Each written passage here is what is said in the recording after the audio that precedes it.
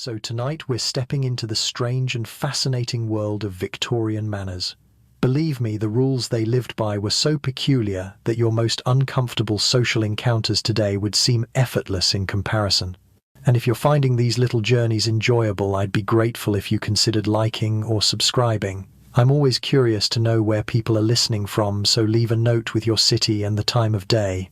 It never ceases to amaze me that these stories are lulling people to sleep in every corner of the globe. Now then, let's return to 19th century London. You're in for quite an experience. Picture this: you open your eyes around the year 1850 and you're lying in a narrow bed of iron. Forget the plush mattresses you know today. This one is filled with horsehair, uneven and scratchy against your skin. The air of the room is cold, very cold. The fire that had been burning the night before has dwindled to a few glowing coals just bright enough to cast dim shadows across the furniture. You make out the shapes of a large wardrobe, a washstand topped with a porcelain basin, and a small dressing table with a cloudy mirror. From outside drifts the sound of iron-shod carriage wheels rattling along cobblestones. Somewhere further down the lane a dog barks. The atmosphere is heavy with the familiar scent of coal smoke. Always coal smoke here in London. It seeps through door frames and window cracks, unavoidable. Mixed in with it is the faint tang of bergamot oil from a perfume bottle on your dressing table, that crisp citrus fragrance everyone favours at this time. You draw the cotton sheets closer. They're not soft, but at least they've been freshly laundered.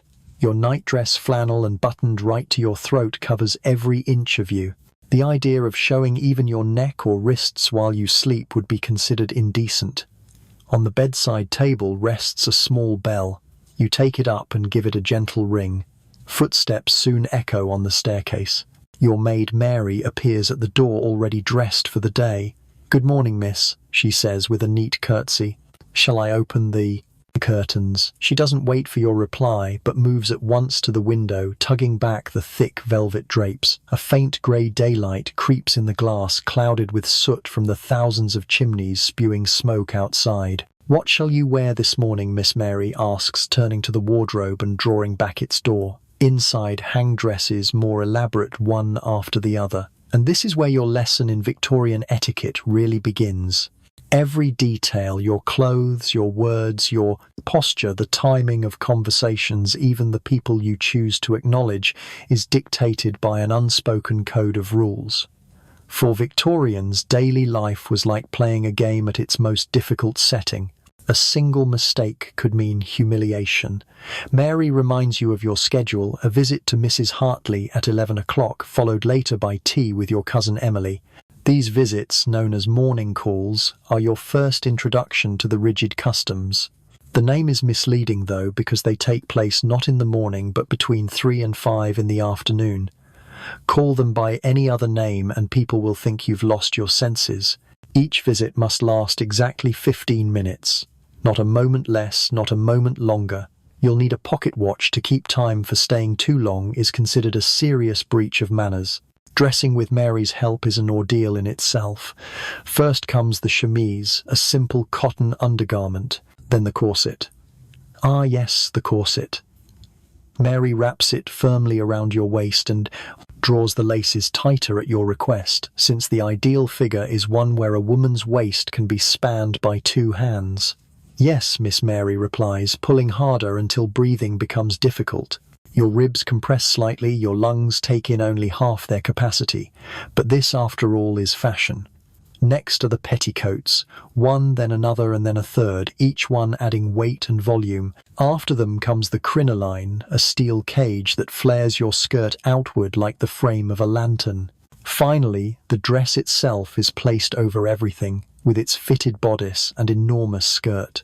Altogether, the clothing weighs close to 15 pounds. Mary then tends to your hair, pulling it tightly back and arranging it into a smooth bun at the base of your neck. Stray hairs are unacceptable. Everything must be tidy, proper and restrained. "Gloves or mittens today?" Miss Mary asks, presenting both. "Gloves," you answer, remembering the rule that a Victorian lady never reveals bare hands in public. Not once. Hands must always be concealed as though modesty somehow extended to the fingers. Mary helps slip the gloves on and you recall yet another guideline: no perfume. Queen Victoria herself had condemned the rich, heavy fragrances of earlier times as distasteful. Instead, a light dab of lemon and bergamot oil is placed on a handkerchief, clean but not suggestive. Once fully dressed, you head down to breakfast. The household is already stirring. Servants hurry about dusting and polishing. The cook has been awake since dawn preparing the morning meal. In the dining room, your father sits at the table's head, half hidden behind his newspaper. At the opposite end, your mother is already absorbed in correspondence. Both are neatly dressed, for in Victorian society, appearing at breakfast in casual attire is unthinkable. You greet them politely as you take your place. Your father lowers the paper just long enough to acknowledge you with a nod, then returns to reading. Even within families, affection is kept private. No embraces, no kisses on the cheek. Breakfast itself is heavy eggs, bacon, kidneys, porridge, toast. It is the most substantial meal of their day. You eat little your corset, allowing only small bites. Remember, Jane, your mother says, without looking up. Mrs. Hartley's daughter is newly engaged. Sitting near the window in the drawing room, you begin stitching flowers on linen. Your mother joins you with her own sewing. I saw Mrs. Fairchild yesterday, she remarks lightly. Her son has returned from university. You keep your focus on the fabric, though your heart gives a little leap. Thomas Fairchild. You had danced with him last season before he left for Oxford. He had gentle eyes, and he hadn't crushed your toes, a rare quality. How nice you say evenly. He asked after you, your mother adds, watching your face carefully. Your cheeks grow warm, though you keep your tone restrained. Did he? That's thoughtful of him. Your mother gives a faint smile, clearly pleased by your composure. To show too much eagerness toward a young man would be improper. Victorian courtship is a game of appearing not to play. At exactly 11:15, you don your bonnet, cloak and gloves and walk with your mother to Mrs. Hartley's residence. In your hand is a card case containing your visiting cards, small slips of paper printed with your name. These are essential for proper visits. The house is only a short distance, but walking quickly would be unfitting. Instead, you adopt the slow, deliberate pace expected of a lady. Small steps, straight back, eyes lowered. Your vast skirt swings as you move, occasionally brushing against children or dogs who stray too close. On the street, men raise their hats in greeting. You respond with the slightest nod, avoiding direct eye contact with strangers. A gentleman would never address a lady without a formal introduction, and a lady would certainly never engage a stranger in conversation. You arrive at Mrs. Hartley's door precisely at 11 o'clock section by. Being early or late would suggest idleness, which is equally unacceptable. The butler answers. You hand him 2 visiting cards, one for yourself, one for your mother. He accepts them on a silver tray and leads you to the drawing room where Mrs. Hartley and her daughter Charlotte await. There are curtsies all around, no embraces, no kisses. Physical contact is kept minimal. How lovely of you to call, Mrs. Hartley says, motioning for you to sit. You carefully arrange yourself on a small sofa, your skirt spread by the crinoline. Sitting properly in such a garment requires skill, perching just on the edge of the seat. We were delighted to hear your good news, your mother tells Charlotte, who lowers her eyes and blushes. Thank you, Charlotte, replies softly. Mr. Edwards is most kind, and that is the extent of it. That is all the information you will be allowed about Charlotte's engagement. You are not to ask about her fiancé's character, nor when the wedding will be held, nor how the couple met, and certainly not whether affection is truly present.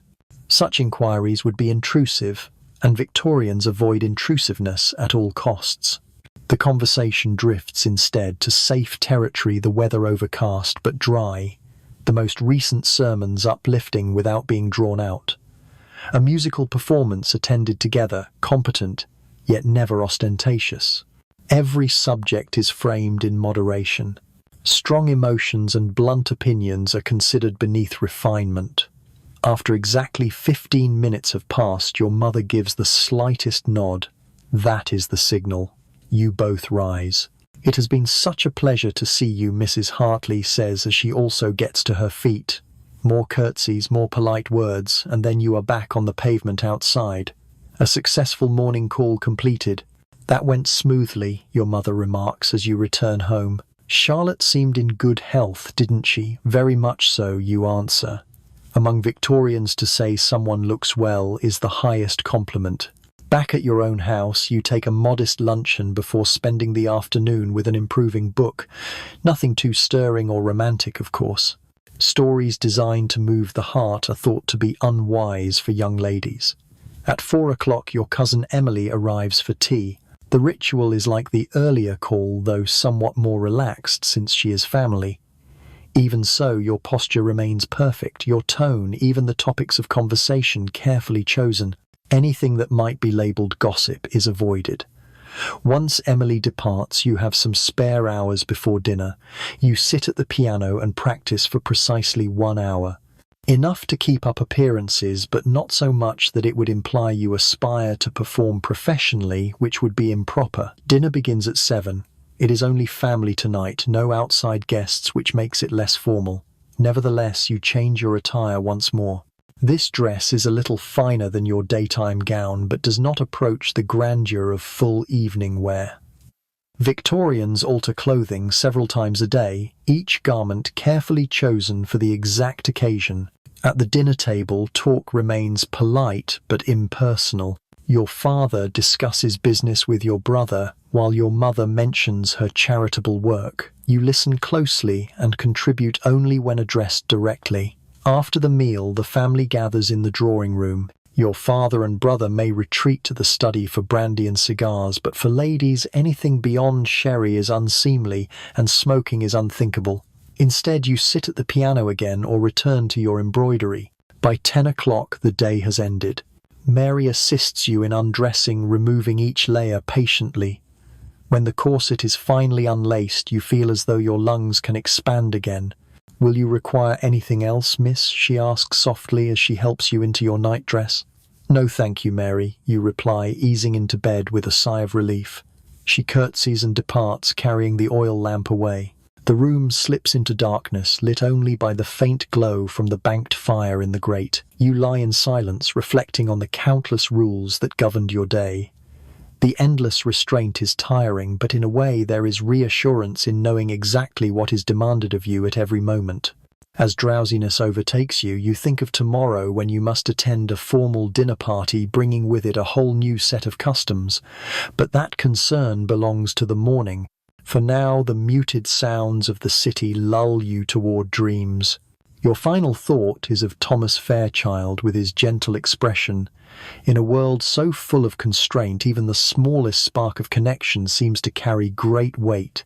You wonder when you will see him again and how carefully you will need to move within the delicate dance of rules when you do. Outside, fog drifts in from the Thames, enfolding the city in damp haze. Gas lamps throw blurred halos along the cobblestones. A carriage rattles by and a night watchman calls the hour. Across London, behind the neat facades of countless homes, Victorians lie in their beds, bound not only by their sheets, but also by the expectations of their society even in slumber. Morning comes with the sound of Mary drawing back the curtains. A weak winter sun filters through the constant London mist. Another day of propriety awaits. "Good morning, miss," Mary says, placing a cup of hot chocolate at your side. "Today will be a busy one." You sip slowly as she lays out your dress for the morning. This day carries importance. There is to be a formal dinner at the Fairchilds' home. Yes, those Fairchilds. Thomas will be present. The morning disappears in a rush of preparation. Your mother insists on 2 hours of piano practice instead of 1. "The Fairchilds may invite you to perform," she explains. Mrs. Fairchild spoke of their new pianoforte. To decline would be ungracious. Another unspoken rule to remember: never refuse when asked to demonstrate a talent, but never appear too eager to display it either. Balance is everything. After lunch, you and your mother stroll through the nearby park. The winter air feels fresher than the smoky indoors where coal fires leave soot on every surface. Ladies move along the walkways offering restrained nods. Gentlemen tip their hats. Remember, your mother murmurs, as you walk at dinner, you will be seated according to rank. Do not look startled, whatever your placement. You incline your head. The dinner table is another stage for hierarchy. The hostess places the most important man at her right. The host does the same with the most important woman.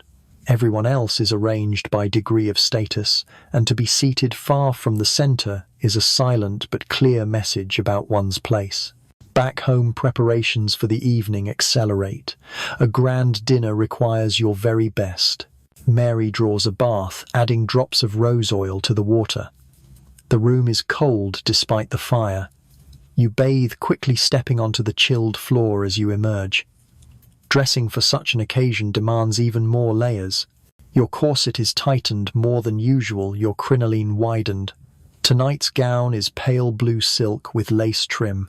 The neckline is lower than a daytime dress, showing collarbones and a trace of shoulder, the maximum considered suitable for an unmarried woman. Your hair is arranged intricately with silk flowers pinned among the curls. A light powder on your skin gives you the fashionable pale look. No rouge, only actresses or women of ill repute would use it openly. You look lovely, Miss Mary says, quietly stepping back. In the mirror, you barely recognize yourself.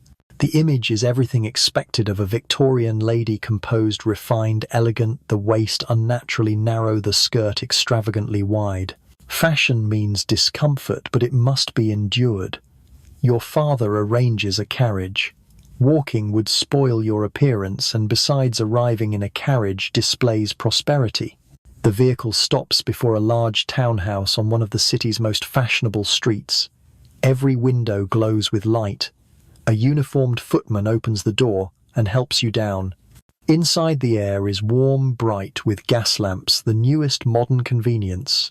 A maid takes your cloak and the butler announces your family. Mr. and Mrs. Wilson and Miss Jane Wilson. All heads turn as you step into the drawing room. You feel warmth rise to your face, but you maintain composure as you curtsy to Mr. and Mrs. Fairchild, and then you see him. Thomas stands beside his mother, taller than you remembered his evening clothes, emphasizing his frame. He bows with perfect balance, not too deep, which might seem excessive, not too shallow, which would seem careless. Miss Wilson, he says, his voice deeper now.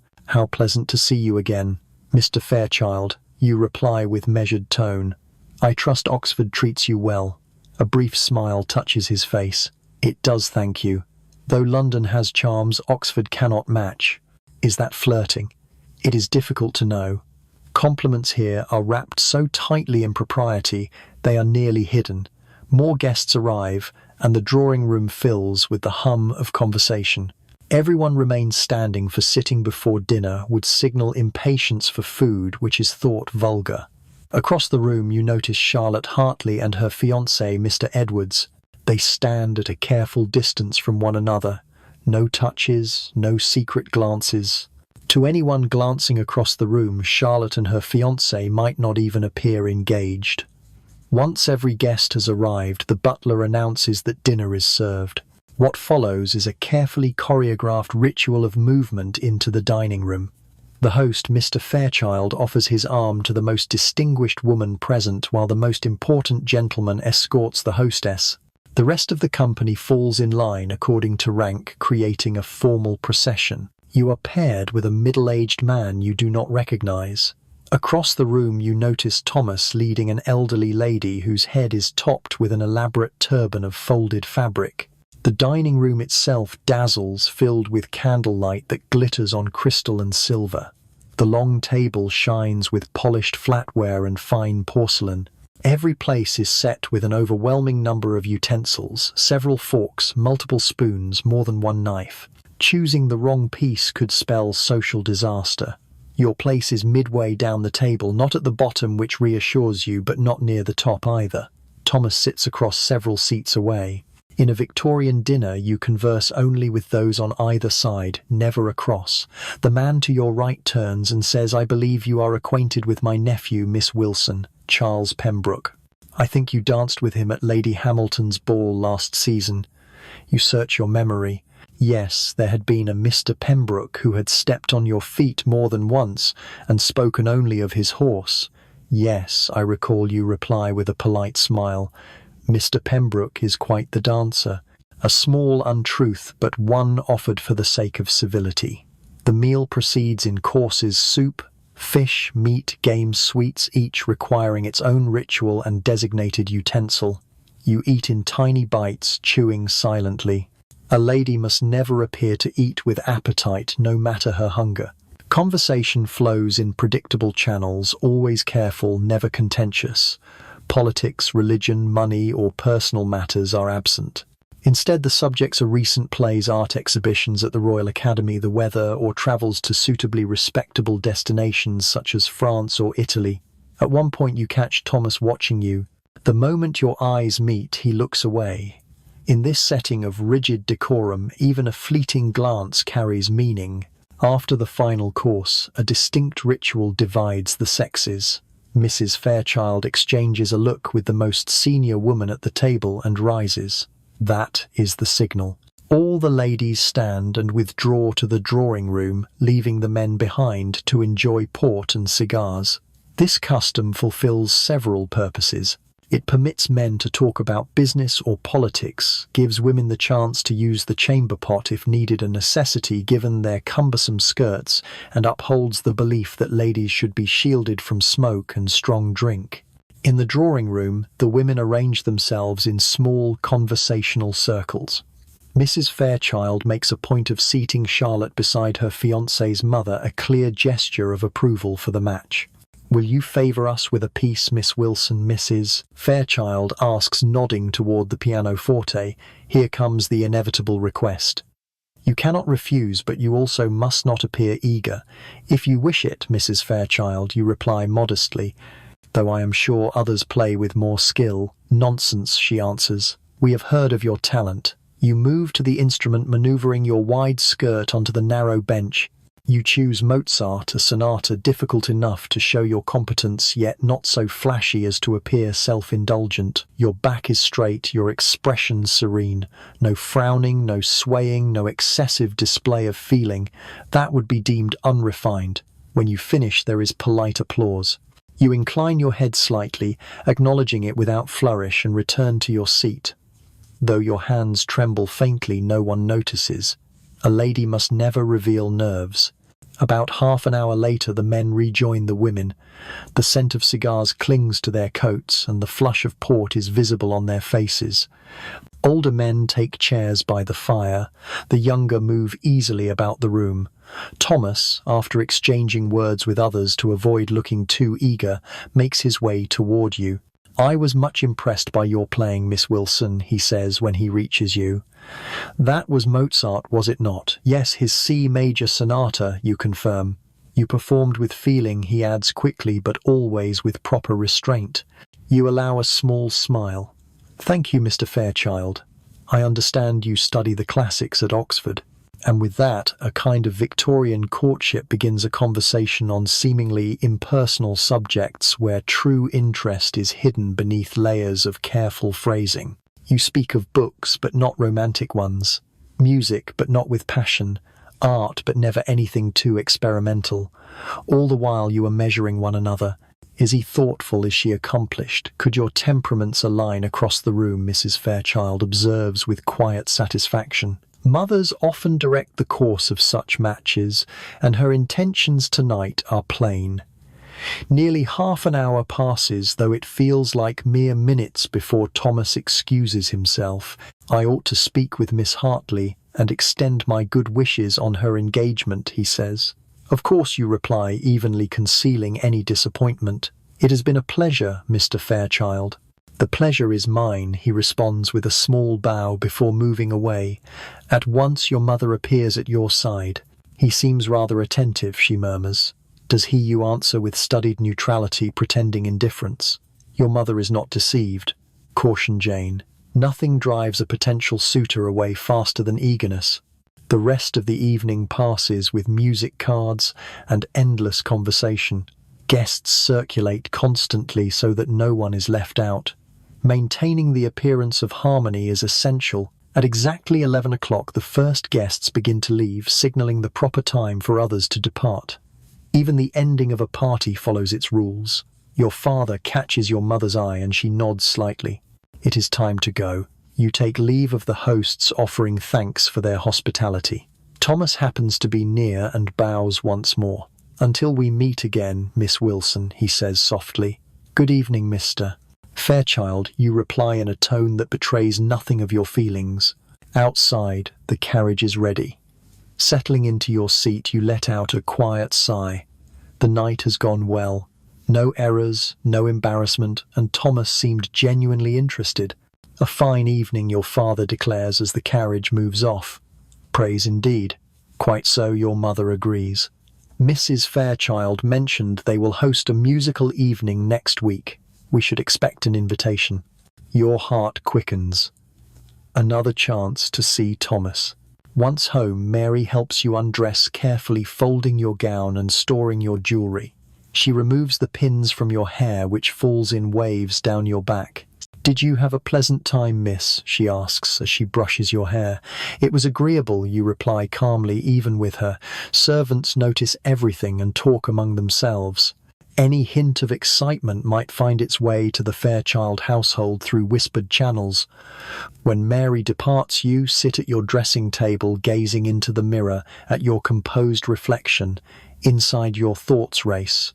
Did Thomas seek you out deliberately? What did his mother's attentive look mean? Will he call, or will you wait until the musical evening? Courtship in this era is like a game of chess played blindfolded. Every move has weight, yet often you do not know you have even made a move. And the outcome, your entire future, depends on it. You move to the window, parting the curtain slightly.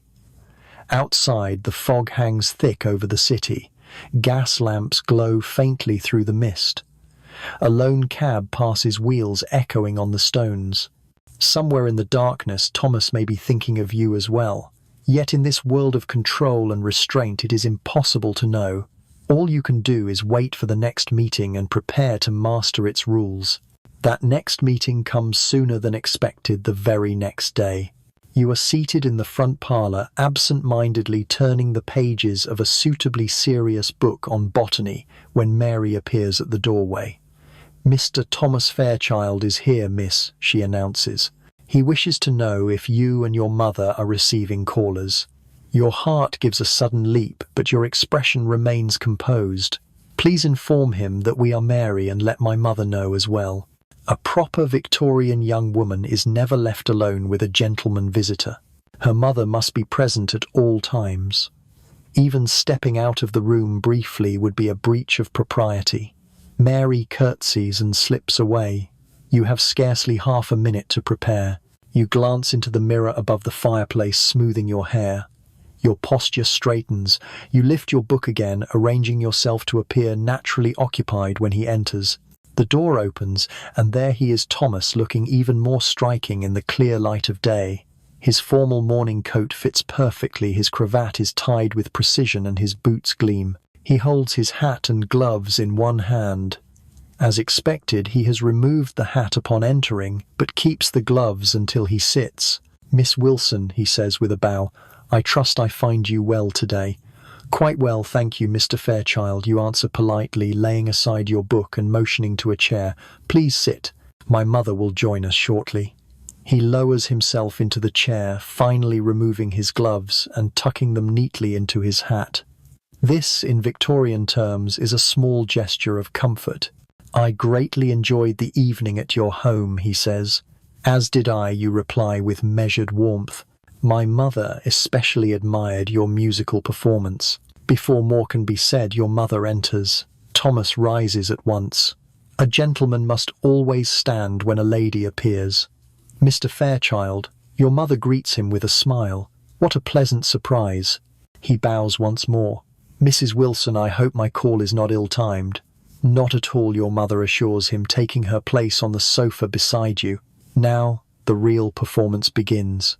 "I have come with an invitation," Thomas explains. My mother is hosting a small musical evening next Tuesday. She hopes Miss Wilson and your family will attend.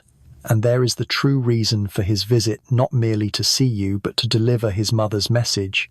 Still, he could have dispatched a servant with a note. That he has come himself carries meaning.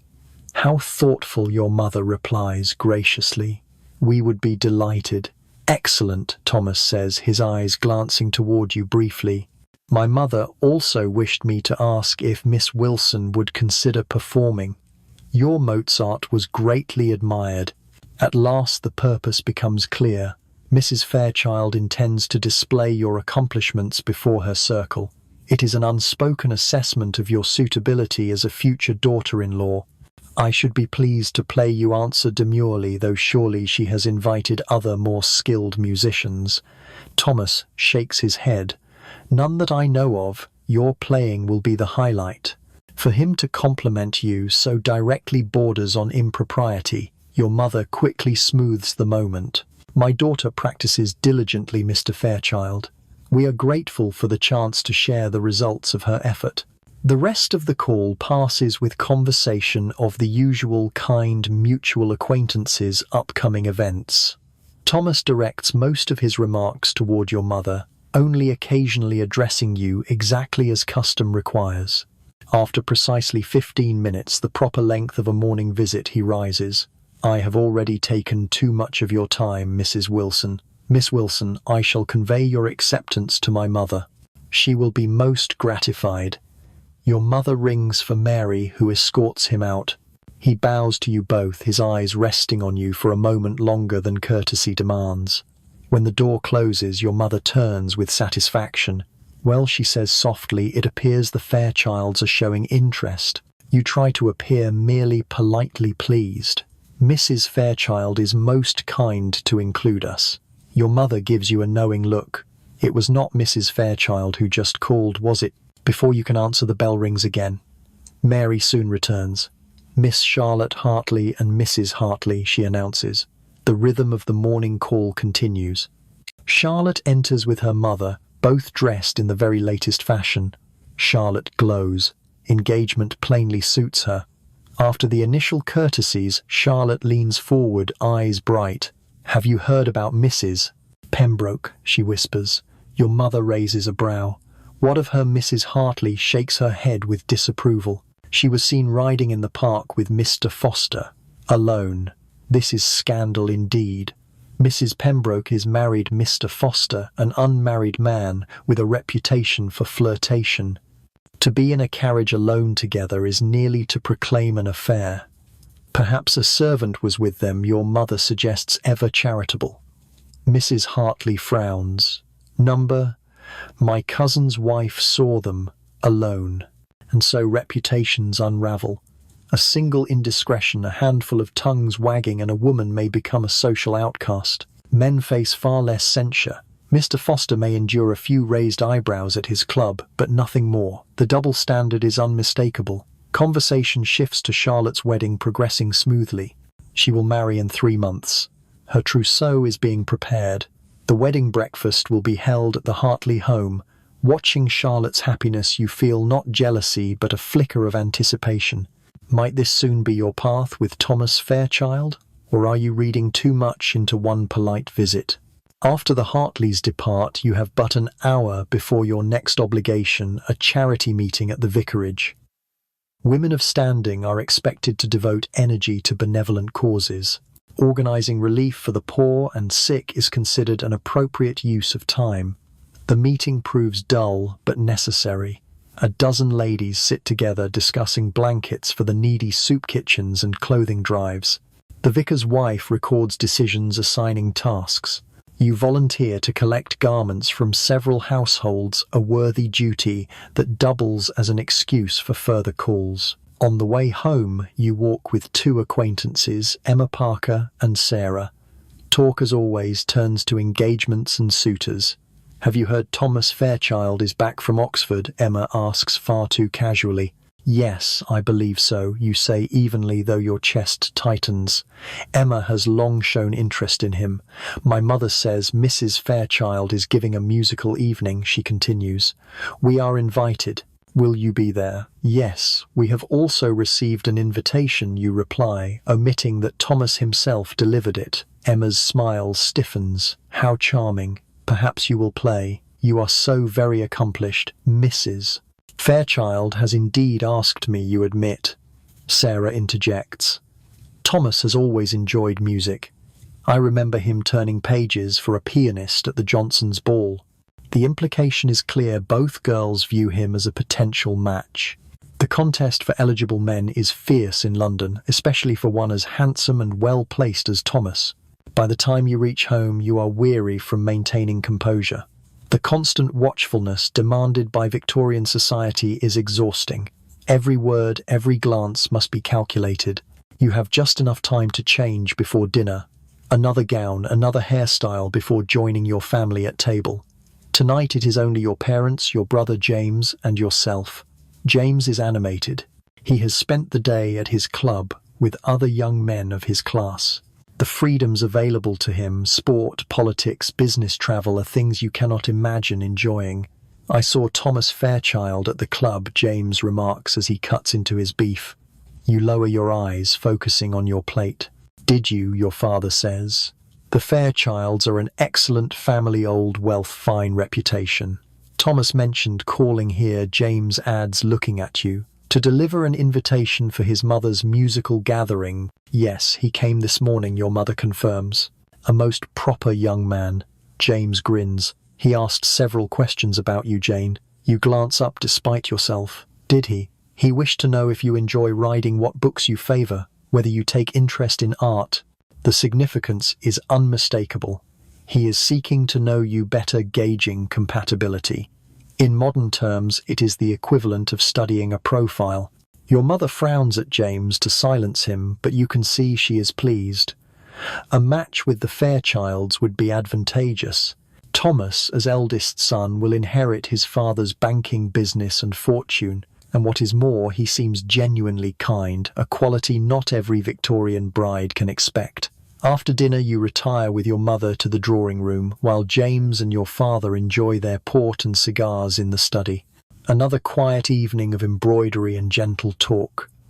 If Mr. Fairchild's attentions continue, your mother remarks as she threads her needle, we shall need to consider your wardrobe. That blue silk evening gown is charming, but you will require something new for the musical gathering.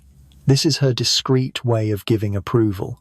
Commissioning a dress is not done lightly, for the cost is significant. Perhaps the dressmaker could be summoned tomorrow. You suggest, trying to sound only politely interested. Your mother nods. I shall send a note. The days leading up to the musical evening pass swiftly in preparation. The dressmaker fashions a new gown for you, pale green silk that sets off your eyes to advantage. You devote hours to practicing at the piano, settling on a Mendelssohn song without words, refined and expressive but not ostentatious. On the morning of the event, an unexpected parcel arrives. Mary carries it to your room, a small brown-wrapped package. This has just been delivered, miss, by the Fairchild footman. Your hands tremble slightly as you unwrap it. Inside lies a slim volume of verse, Tennyson's newest collection. A card rests within, bearing a neat masculine hand. Miss Wilson, I thought you might enjoy these lines. Please see page 43, which reminded me of your playing. Respectfully, T. Fairchild. Quickly you open to the marked page. There you find a poem on music, one line lightly underlined. The heart of the listener is stirred by the skilled hands of the player. Mary, watching curiously, raises her brows. Just a book of poems, you say evenly, as though gifts from gentlemen were common. From Mr. Fairchild. How very considerate, Mary says with a knowing expression. Servants always perceive more than they admit. You slip the volume into a drawer. Propriety forbids such tokens between the unmarried. Thomas has already bent convention by sending it. If you acknowledged it openly, you would be crossing the line entirely. Yet alone in your chamber, you press the book against your chest for a brief moment, indulging in a thrill no respectable lady would dare display. Thomas Fairchild is without doubt courting you. That evening your family arrives at the Fairchild home exactly on time, not early, which would seem eager, nor late, which would offend. The pale green silk rustles as you step from the carriage, your crinoline keeping its perfect shape. The drawing room is already filled. At once your eyes search for Thomas, finding him across the room, deep in talk with an older gentleman. He glances up as you enter, and though his expression remains proper, his eyes brighten. Mrs. Fairchild greets you warmly, praising your gown and thanking you beforehand for your music. She guides you to a circle of young ladies, among them Emma Parker. Emma's gown is nearly the same shade as yours, though less finely cut. She notices immediately and smiles thinly. "What a coincidence, Miss Wilson. It seems we share the same idea in colour." Her meaning is plain: you are both vying for Thomas's notice. The unspoken contest continues. The musical program begins with an Italian aria sung by a professional, followed by a violinist. You are scheduled third, a fortunate placement, neither too early nor at the end. As you rise to take your turn, Thomas steps forward. "May I turn pages for you, Miss Wilson?" The offer is meaningful. Standing beside you at the piano is a position of intimacy rare for the unmarried. And done publicly, it announces his attention unmistakably. "Thank you, Mr. Fairchild," you reply, voice steady despite the rapid beat of your heart. "That would be most kind." You seat yourself, arranging your wide skirts carefully, while Thomas stands close enough for you to catch the scent of sandalwood mingled with citrus. You place the score on the stand, though the piece is memorized. The sheets are pretext, enough for his presence. Drawing a slow breath, you begin. The Mendelssohn melody is lyrical, romantic, without excess, perfectly suited. You are acutely aware of Thomas at your side, his hand turning pages exactly when required. Once his fingers brush yours, a fleeting contact that feels like fire, yet your playing remains composed. When you finish, applause fills the room. Thomas offers his hand to help you rise, another tiny liberty that everyone notes.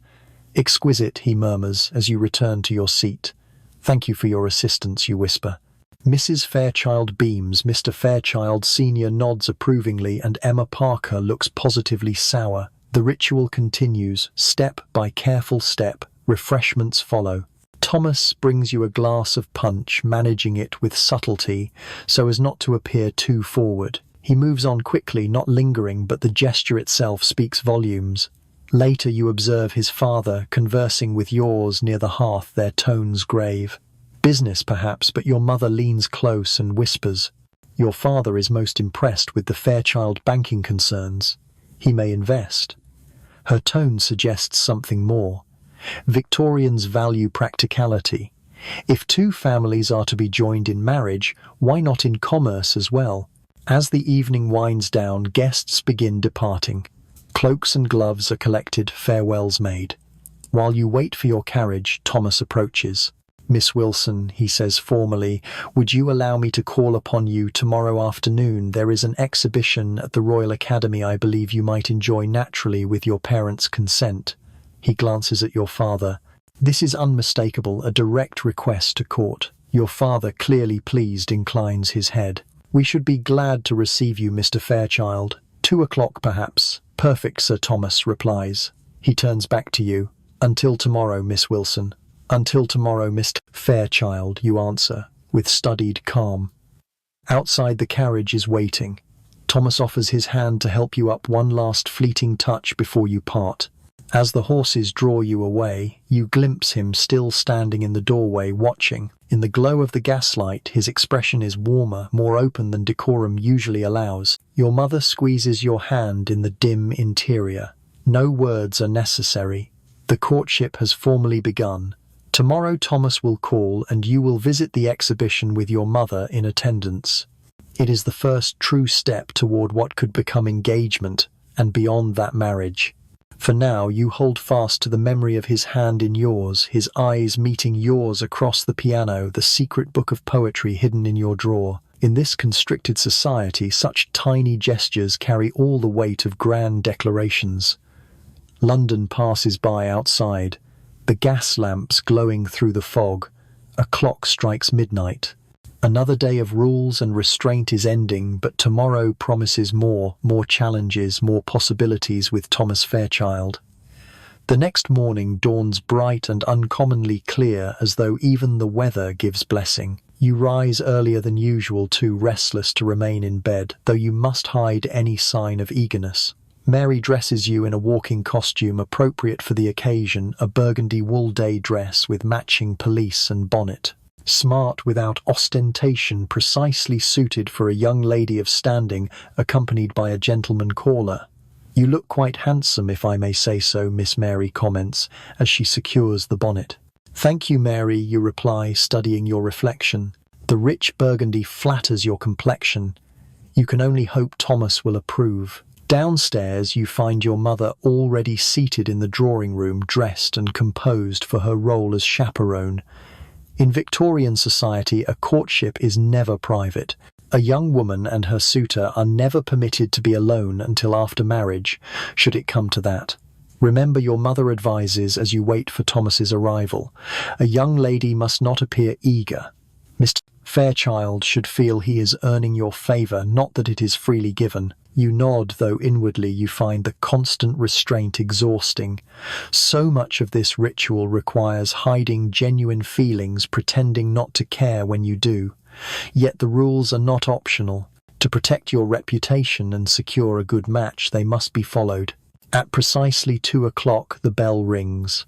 Thomas is punctual, which counts in his favour. The butler ushers him into the room, where he bows politely to both you and your mother. "Mrs. Wilson, Miss Wilson, I hope you are both well this afternoon." "Quite well, thank you, Mr. Fairchild," your mother replies smoothly. "A fine day for viewing the exhibition." Indeed, Thomas agrees. "The carriage waits whenever you are ready." He has brought the Fairchild family's carriage, its crest emblazoned on the door, a clear emblem of wealth and seriousness. In this world, every detail conveys meaning. The three of you take your seats, you and your mother on one side, Thomas opposite. As the carriage moves through the streets, you notice him glance at you with admiration, though his expression remains carefully restrained. "That shade becomes you, Miss Wilson," he remarks, then adds quickly, as Mrs. Wilson's daughter, "It is clear you inherit her excellent taste." By including your mother in the compliment, he avoids any hint of impropriety. You answer modestly, "You are very kind, Mr. Fairchild," lowering your eyes. The ride continues through the bustle of London, Thomas pointing out landmarks, addressing most of his comments to your mother with only the occasional glance at you. Everything is perfectly correct. At the Royal Academy, Thomas purchases the tickets, a gesture that once again signals his intention. Together, you wander through rooms of landscapes, portraits, and historical scenes.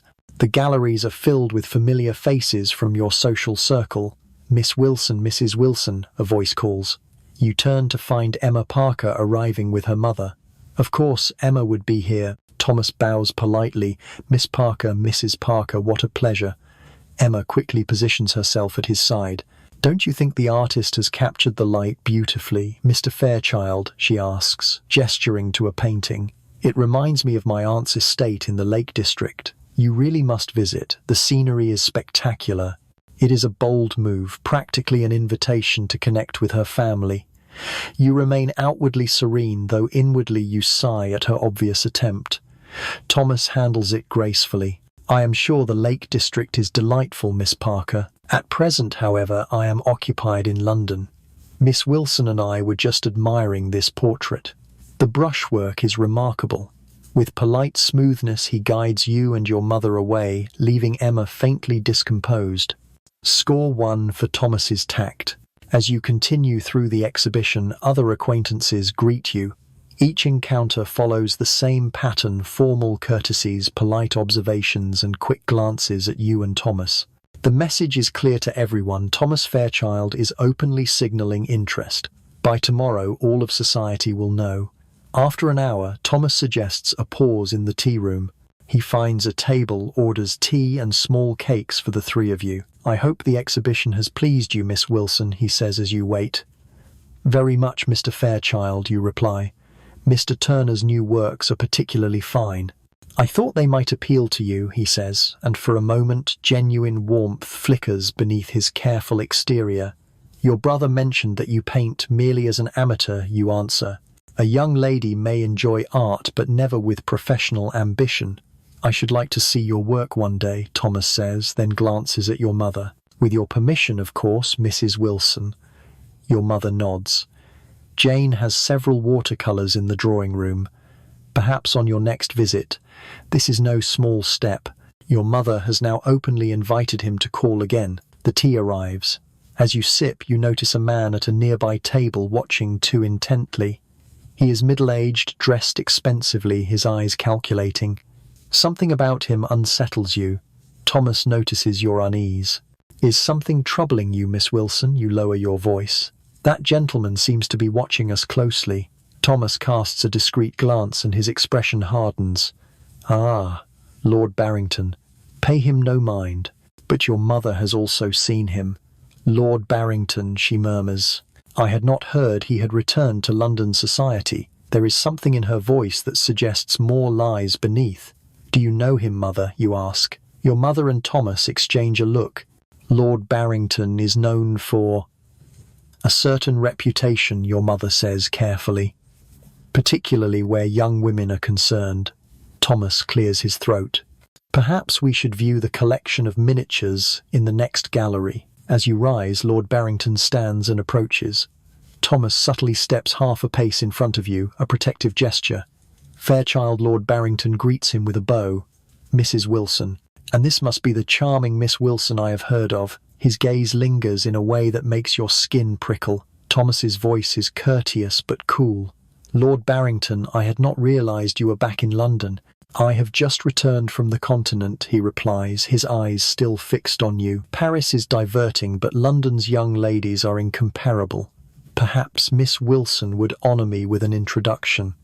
It places your mother in a delicate position. Politeness dictates she should oblige, but his reputation makes him unsuitable. She responds with flawless diplomacy. I am afraid we were just leaving Lord Barrington, perhaps another time. It is a refusal, though phrased politely. His smile tightens, but he cannot press further without appearing rude. Of course, he says smoothly. Another time. As you depart the tea room, Thomas positions himself between you and Lord Barrington, shielding you without breaking propriety. Once you are safely in another gallery, he speaks in a low voice to your mother. I regret that encounter, Mrs. Wilson. Had I known he would be here, I would have suggested elsewhere. You could not have known, your mother reassures him. I appreciate your quickness. You burn with curiosity about Lord Barrington, but you know better than to ask openly. Proper young women do not discuss scandal. For now, your questions must wait. The remainder of the exhibition passes quietly. Thomas stays closer than before, attentive, never straying far. It feels unexpectedly comforting, this subtle protection, even if the threat is more social than physical. When the visit concludes, he escorts you and your mother back to the carriage. As you settle inside, he says softly, I trust Lord Barrington did not diminish your enjoyment, Miss Wilson. Not in the least, Mr. Fairchild, you assure him. The art was too excellent to be overshadowed by a brief unpleasantness. Thomas looks visibly relieved. I am glad to hear it. He pauses, then adds, I should say, Lord Barrington is not welcomed in the best houses of London. His conduct with young women has not been entirely honourable. This is as near as a Victorian gentleman can come to warning you about a dangerous man. The particulars are kept vague, meant to shield your supposedly delicate sensibilities, but the meaning is unmistakable. Avoid Lord Barrington at all costs. The carriage carries you home, and when it arrives, Thomas steps down first to assist both you and your mother to the pavement. At the front door, he bows with formality. Thank you for a most pleasant afternoon, Mrs. Wilson. Miss Wilson, he continues, might I return tomorrow? There is a matter I would like to raise with Mr. Wilson if he is at home. Your heart leaps. A matter with your father, there can be little doubt what this means. In the language of Victorian courtship, it signals his desire to request permission to pay formal addresses, the step directly before an engagement. Your mother responds with composed ease, concealing her triumph. I expect my husband will be at home tomorrow afternoon, Mr. Fairchild. 3 o'clock would be convenient. 3 o'clock, Thomas confirms. For a moment his controlled mask slips and his eyes meet yours with open feeling. "Until tomorrow, Miss Wilson. Until tomorrow, Mr. Fairchild," you answer, your voice steadier than the excitement racing beneath it. Once inside, your mother waits until the door is closed before allowing herself the smallest smile. "Well," she says softly, "I believe Mr. Fairchild intends to approach your father regarding his intentions toward you." You nod, not trusting your voice. "If your father approves," your mother continues, "we must begin discussing your trousseau." The trousseau, clothing, linens, and household items a bride brings to marriage. Planning it means she already considers your engagement assured. "Yes, mother," you reply, attempting to look properly restrained. At that moment, James bursts in, bringing a gust of cold air and boyish energy. "Jane," he exclaims, seeing the colour in your cheeks, "you look as though Fairchild has proposed already." "James," your mother scolds. "We do not speak so bluntly." But she adds more calmly, "Mr. Fairchild did escort us to the Royal Academy today and will call tomorrow to speak with your father." James grins broadly. "Well, well. Congratulations, little sister. Fairchild is a sound fellow, a bit reserved perhaps, but of solid character. From your brother, this is high praise. He has not proposed yet, you remind them, though inside your heart soars. Mere formality." James insists, removing his gloves. "The whole city knows he is devoted to you." And speaking of city gossip, he adds, "Have you heard Barrington has returned? Stirred quite a commotion at the club." Your mother's face tightens. "We met him today at the academy, most regrettably." James stiffens. "You encountered him. Did he address Jane?" "Mr. Fairchild handled it with admirable composure," your mother assures. "But perhaps you should enlighten your sister about Barrington's reputation. In suitable terms, of course." James nods, understanding. When your mother departs to speak with the housekeeper, he turns to you. "Barrington is what men call a rake," he says bluntly. "He pursues young women with no honourable intent. Last season there was a scandal involving Miss Matthews. Nothing proved, but her good name was destroyed. She has been sent to relatives in Scotland. The directness shocks you. Rarely are such matters spoken so openly, but brothers sometimes take it upon themselves to warn their sisters. I see you say quietly, 'Thank you. Just keep clear of him,' James advises. Not that it will matter long. Once you are engaged to Fairchild, Barrington will not dare trouble you. The thought of becoming engaged sends a rush of warmth through you.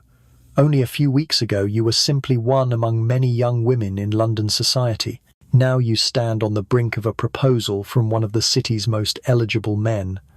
The rest of the day passes in a dreamlike state. You go through your usual routine, practicing scales at the piano, working your embroidery, dining with your family, but your mind circles back always to tomorrow. That night, as Mary helps you undress, she notes your distracted expression. "A lively day, miss?" she asks, brushing out your hair. "Just an exhibition at the academy," you answer, with practiced calm. Mary smiles knowingly. "Of course, miss." "And will Mr. Fairchild be calling again soon tomorrow afternoon?" you admit. "He wishes to speak with my father." Mary's eyes widen. "Oh, miss, that is wonderful news." "He has not proposed yet," you remind her, though you cannot help smiling. "It is only a matter of time," Mary says confidently. "The whole household is aware of his fondness. Cook is even planning your favourite cake for tomorrow. It seems the servants are anticipating what you must pretend to find unexpected. For in Victorian custom, a young woman must act surprised and overcome when the proposal comes, no matter how obvious it has become. You slip into bed, your thoughts racing. Tomorrow Thomas will meet with your father. If his request is granted and you cannot imagine it will be refused, he will then be free to propose. You will accept after the appropriate appearance of hesitation, and then you will be engaged. Engagements here are binding in a way unfamiliar today. To break one would damage reputations, particularly the woman's. You reflect on Thomas. He is handsome, intelligent, of a respected family and secure means. He treats you with courtesy, shows genuine interest in your views. By Victorian standards, he is near ideal. But what of love? Society does not trust passion as a foundation for marriage. They value, respect, compatibility, shared background. Love, if it comes, is expected to develop afterwards. Still, you cannot deny the quickening of your heart when he enters a room, the warmth when he looks at you. Perhaps this is the beginning of something deeper. Outside your window, gas lamps glow in the mist. A dog barks in the distance. Hooves echo on cobblestones. And somewhere across London, Thomas Fairchild may also be lying awake thinking of tomorrow. Morning arrives sooner than you are ready, and not soon enough. You dress with special care, choosing a pale blue morning gown, the very shade Thomas once remarked upon. Mary arranges your hair in a style that softens your face while still properly restrained. Your father remains at home this morning, unusual for him, which confirms he expects Thomas's call. He sits in his study reviewing papers, though you notice he wears his finest waistcoat and a fresh flower in his buttonhole. The midday meal is subdued. Conversation is stilted. Your mother speaks of menus, your father pretends to read his paper. You pick at your food, too nervous to swallow. At 3 you and your mother retire to the drawing room. A young lady must appear composed, engaged in her tasks, not waiting eagerly at the door. You attempt to work your embroidery, though your hands shake. Your mother holds a book, but her eyes flick often to the clock. The bell rings precisely at the hour. You hear the butler's footsteps, voices in the hall. Thomas is shown not into your presence, but into your father's study. It confirms your suspicion. He has come to ask permission. The waiting is the hardest part. A proper young woman does not linger outside doors or strain to overhear, though every nerve in you longs to know. You sit quietly, needle trembling in your hand, while minutes crawl by. 10 pass. 15. 20. Your mother abandons her book entirely, her eyes fixed on the clock. At last the study door opens. You hear your father's voice, then Thomas's. Steps approach. Your father enters first, face carefully unreadable. Thomas follows, looking slightly anxious despite his impeccable appearance. "My dear, your father says to your mother, Mr. Fairchild wishes a word with Jane. Perhaps we might give them a few moments." Your mother raises her brows. This is most irregular. Young couples are never left alone, even in their own home. But your father nods, and your mother rises. "We shall be just in the morning room," she says, giving Thomas a glance heavy with meaning. "Behave honourably." Then, almost unbelievably, you are alone with Thomas. Not entirely alone. The door stands open, your parents close by, but alone enough. Thomas stands near the fireplace, and for once his usual composure seems to falter. "Miss Wilson," he begins, then corrects himself softly. "Jane. I have spoken with your father and obtained his consent to address you directly. Your pulse is so loud in your ears you wonder if he hears it. This is the moment you have been raised to anticipate." Thomas takes a step closer, though, still at a proper distance. "From the beginning I have admired your intelligence, your dignity, your gentle heart," he says. "These weeks have only deepened that admiration." He hesitates, then continues, "Less the polished gentleman and more the man beneath. I am not eloquent in such matters, but I know this. I hold you in the greatest regard. Jane Wilson, would you grant me the honour of becoming my wife?" His words hang between you, heavy with meaning. This is the instant you have been waiting for, though when it finally arrives, it nearly overwhelms you. A well-bred Victorian young lady must always give the appearance of being caught off guard by a proposal, no matter how predictable it may have been. Yet what you feel now is not entirely an act. The uncharacteristic softness in Thomas's eyes, the faint tremor in his normally steady tone, it all pierces you in a way no etiquette manual could have prepared you for. "Mr. Fairchild," you begin, then correct yourself with a rush of warmth. "Thomas, I am truly honoured by your words." Your throat tightens, and for a brief moment speech escapes you. This is not the calm, delicate composure expected of a woman in your position. Still, you find the courage to finish. "Nothing would give me greater happiness than to accept."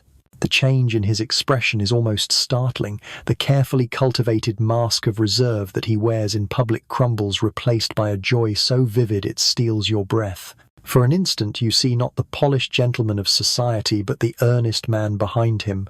Jane, he whispers, and your name itself becomes an intimate caress. You have made me the happiest man alive. He steps forward, as if to close the distance, then hesitates, bound still by the invisible chains of propriety. May I? He asks, extending his hand. You slip yours into his, startled at the warmth of his touch. Such a small gesture, and yet in your world where every movement is watched, it feels daringly close. I have something for you, he says, reaching into his waistcoat. From it he produces a velvet box and reveals a ring, a deep sapphire encircled with diamonds set in rich gold. It once belonged to his grandmother. The gem is not ostentatious, but elegant, a piece of heritage. It is beautiful, you breathe as he slides it onto your finger. The unfamiliar weight settles there, solid, real. Even before you speak a word, the ring proclaims your new place in society. The spell is broken by the sound of returning footsteps. Your parents re-enter the room. Thomas withdraws to a safer distance, though his eyes linger on you. Well, your father asks. Miss Wilson has been gracious enough to accept me, Thomas replies with careful formality. Your mother's face softens with delight. Wonderful news, we must drink to this occasion. Soon champagne is fetched, glasses are raised, and the family toasts your future. Through it all, you feel half-dazed, still adjusting to the pace of Victorian courtship, where only weeks separate a polite acquaintance from a lifelong bond. Once the first excitement has quieted, your father clears his throat. We must consider dates, and naturally the settlements. The practicalities of marriage can never be ignored. Contracts must be drafted, finances arranged, property secured. My solicitor has already prepared a few documents, Thomas assures him. I would be honored to go over them with you tomorrow. Very good, your father nods, clearly pleased. And the wedding itself? I thought perhaps 3 months hence, Thomas suggests. Sufficient time for arrangements, but not so long that the waiting grows burdensome. There is the faintest edge of eagerness in his tone. 3 months is fitting, your mother agrees. Long enough for your trousseau to be assembled, but not so long as to invite gossip. In society's eyes, the timing must always be just so. That evening, Thomas remains for dinner, the first shared meal as your official fiancé. Conversation is easy, warmer than before, as both families now speak of futures joined. More than once you catch Thomas watching you with a look of quiet wonder, as if still astonished by his own fortune. When the time comes for him to depart, he bows over your hand, holding it a moment longer than custom allows. Until tomorrow, Jane, he murmurs. Until tomorrow, Thomas, you answer, savouring the unfamiliar sweetness of his name upon your lips. The weeks that follow sweep by in a rush of preparations. The newspapers publish notice of your engagement. Neighbours send cards, acquaintances, call, and congratulations arrive in steady streams. Your mother and Mrs. Fairchild meet often to plan the breakfast and ceremony. Meanwhile, your days become consumed with fittings, gowns for every hour of the day, riding habits, walking dresses, nightwear, gloves, hats, shoes. Each article essential for a wife entering her new household. And then, of course, your wedding gown. White silk and lace, a trailing train, satin slippers, a veil of Brussels lace, all modelled after Queen Victoria herself, whose choice of white had set the standard. Your hope chest steadily fills with linens, many of them embroidered by your own hand in earlier years, long before Thomas had even entered your life. Though you see him often, you are never truly alone. Chaperones accompany your walks. Evenings are spent at balls and dinners where you are admired as a pair but never private. Only letters provide unguarded space. His notes are tender but proper, revealing admiration for your thoughts, respect for your character, and hopes for the life you will share. Nothing scandalous, nothing unfit to read aloud, but each word carries a growing affection. 2 weeks before the ceremony, the Fairchilds host a family dinner. Relatives gather, connections are weighed, and the evening passes without incident. Later, Thomas leans near and remarks, I believe your cousin Emily has taken a shine to my cousin William. You glance toward the pair, laughing together. Perhaps indeed, he says, his voice low and warm. Though no match will be so fitting as ours, his quiet certainty sends a flush to your cheeks. Even now, after weeks of engagement, a single word from him can leave you flustered.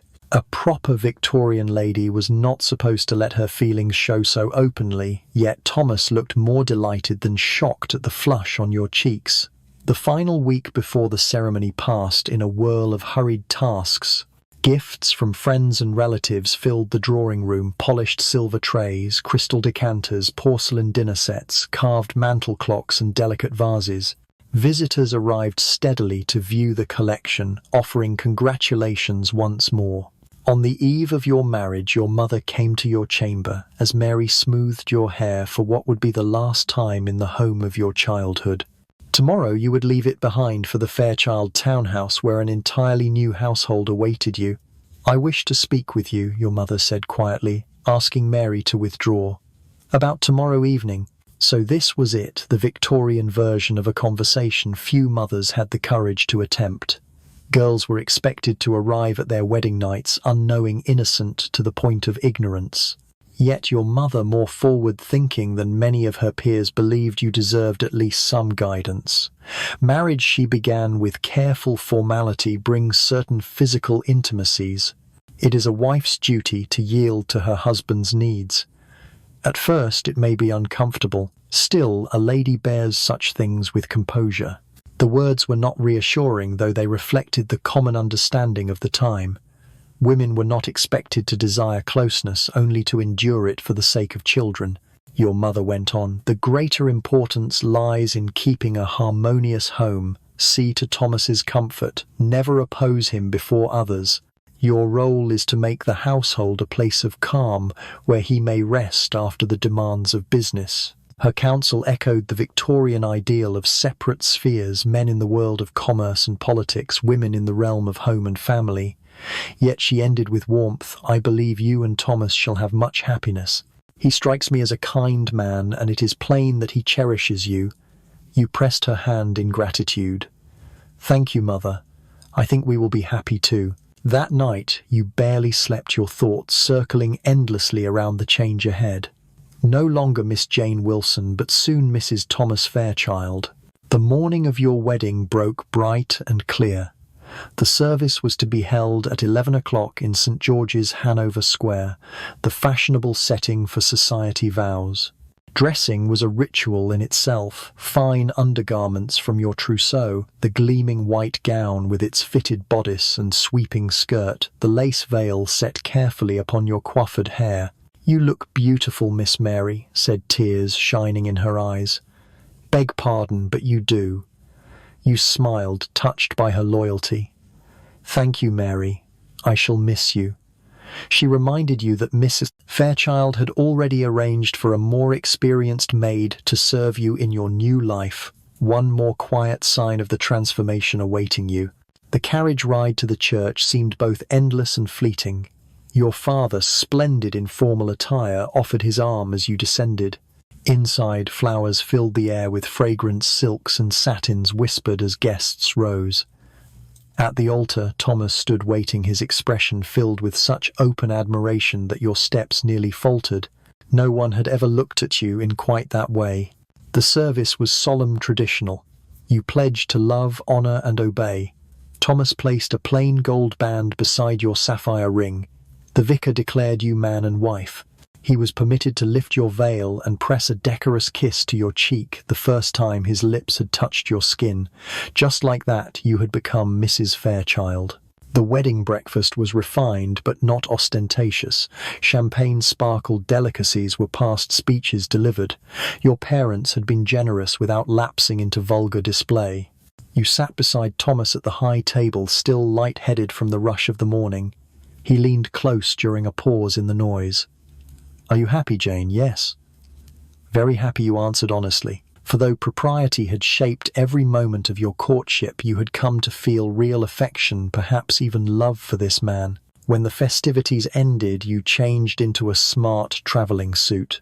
2 weeks at the Fairchild estate in Kent awaited, modest by modern standards but entirely respectable. Farewells were brisk, for lingering emotions were discouraged. Your mother embraced you quickly, your father clasped Thomas's hand with approval. Then at last you and your new husband stepped into the carriage, finally unchaperoned. Thomas took your hand, his thumb brushing lightly across your palm. "Well, Mrs. Fairchild," he said with warmth. "Shall we begin?" You smiled without restraint. "Yes." The wheels turned, carrying you away as guests tossed rice and petals in your wake. London slipped behind, replaced by fields and hedgerows. For the first time, conversation between you flowed easily, unmeasured, free from watchful eyes. Thomas pointed out landmarks, spoke animatedly. You responded in kind. By the time the Kent countryside rose into view, the sun was lowering, painting the hills in golden light. "Almost home," Thomas murmured as the carriage turned down a tree-lined lane. "One of our homes. We will divide our time between here and London, if that suits you."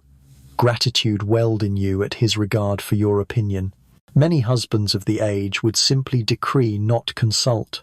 The house appeared not a vast palace, but a handsome red brick residence, its windows trimmed in white, glowing with welcome as dusk settled. Servants gathered to greet their master and new mistress. The carriage halted. Thomas pressed your hand softly. "Welcome home, Jane." The butler opened the door. Thomas descended first, then lifted you down, his touch firm at your waist. For a breath you stood close together in the golden light, unbound at last from the strict limits of courtship. "Shall we?" he asked, offering his arm. You rested your hand upon it. "Yes, let's go home." Together you mounted the steps, leaving behind the restrictions of maidenhood and stepping into the intricate realm of marriage. New rules awaited fresh duties, but also the possibility of shaping a life of true partnership. As evening deepened and the stars kindled above Kent, you crossed the threshold. The future lay ahead, uncertain yet full of promise. And with that you may close your eyes, letting the echoes of Victorian London soften into dreams.